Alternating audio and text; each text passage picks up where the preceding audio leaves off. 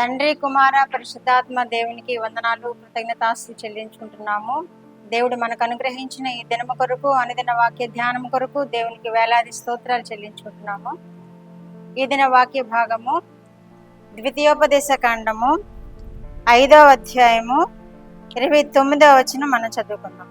వారికిని వారి సంతానమునకును నిత్యమును క్షేమము కలుగునట్లు వారు నా యందు భయభక్తులు కలిగి నా ఆజ్ఞలనన్నిటినీ అనుసరించు మనసు వారికుండిన మేలు.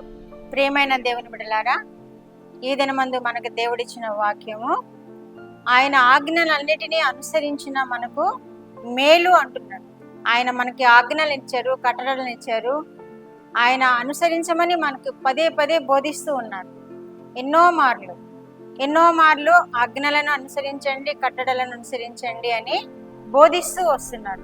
అలాగే ఈ ద్వితీయోపదేశ కాండం 5వ అధ్యాయం 29వ వచనంలో కూడా నా ఆజ్ఞలను నా కట్టడలను అనుసరించిన వారికి క్షేమము కలుగునట్లు నా యందు భయభక్తులు కలిగి నా ఆజ్ఞలను అనుసరించిన వారికి మేలు అంటున్నాడు. మనము ఆయన యందు భయభక్తులు కలగాలి. మనము క్షేమంగా ఉండాలంటే ఆయనకు ఎందు భయభక్తులు కలిగి ఆయన ఆజ్ఞలను అనుసరించాలని వాక్యం మనకు తెలియజేస్తుంది.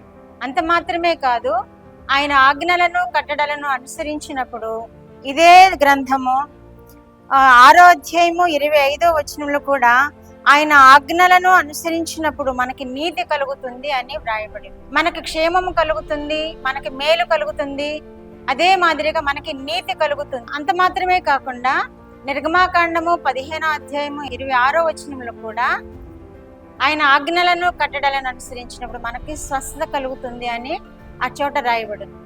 ప్రియమైన దేవుని బిడ్డలారా, ఇన్ని మేలులు మనకు అనుగ్రహిస్తున్న దేవుడు మనకి ఒకే ఒక మాట చెబుతున్నారు. ఏంటంటే ఆయన యందు భయభక్తులు కలిగి ఉండి ఆయన ఆజ్ఞలను కట్టడలను అనుసరించాలని నేర్పిస్తున్నారు.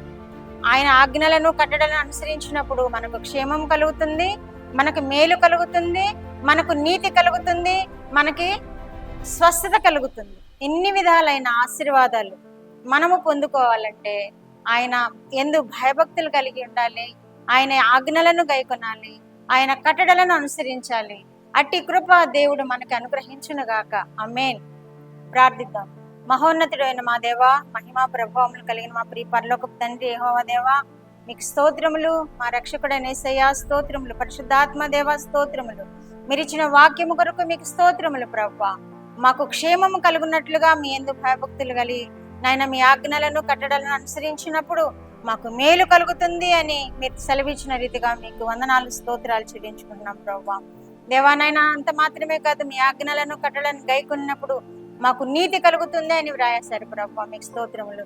మాకు స్వస్థత కలుగుతుంది అని రాశారు ప్రభువా, మీకు స్తోత్రములు. నాయన ఇన్ని మేలులను మేము స్వతంత్రించుకోవాలంటే ప్రభువా మీ యందు భయము భక్తి కలిగి మీ ఆజ్ఞలను మీ కట్టడలను అనుసరిస్తూ ప్రభువా నాయన విను బిడ్డలందరూ నాయన ఈ విధముగా వాక్యానుసారముగా మా ప్రభువా మీ యందు భయము భక్తి కలిగి వారి అక్కరలను తీర్చబడుతూ ప్రభువా వారు మేలులతో పొందుతూ వారి నీతిని మా ప్రభువా పొందుకుంటూ వారు స్వస్థతలు పొందుకుంటూ ఆశీర్వదింపబడుతున్నారని మీకు వందనాలు కృతజ్ఞతాస్తుతులు చెల్లించుకుంటూ యేసుక్రీస్తు వారి పేరట ఈ విజ్ఞాపన మీ పాదముల యొద్ద సమర్పించుకుంటున్నాను పరమ తండ్రి. ఆమేన్.